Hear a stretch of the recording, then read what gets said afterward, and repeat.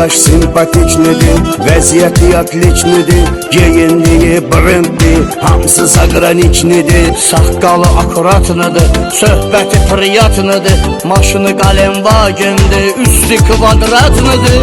Hörməti var hər yerdə, Moskvada, Piterdə, ver qaqaşın adını gəlsi bir də severdə. Hörməti var hər yerdə, Moskvada, Piterdə, ver qaqaşın adını gəlsi bir də severdə.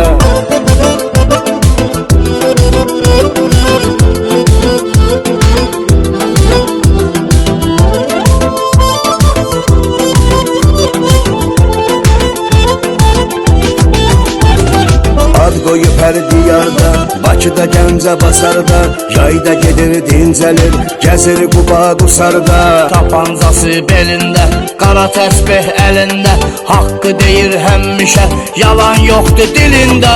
Hörməti var hər yerdə, Moskvada, Piterdə, ver qaqaşın adını gəlsi bir də severdə. Hörməti var hər yerdə, Moskvada, Piterdə, ver qaqaşın adını gəlsi bir də severdə.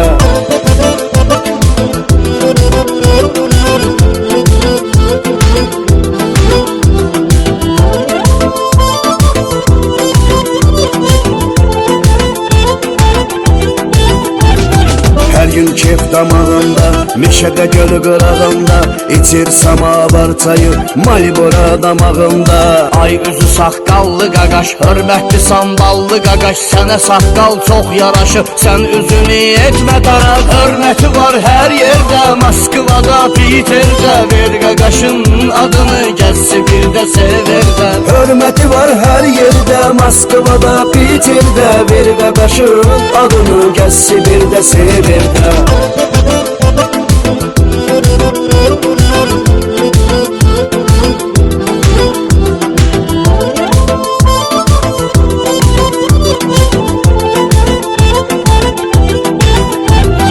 Hörməti var hər yerdə, Moskvada, Piterdə, ver qaqaşın adını gəlsi bir də severdə. Hörməti var hər yerdə, Moskvada, Piterdə, ver qaqaşın adını gəlsi bir də severdə.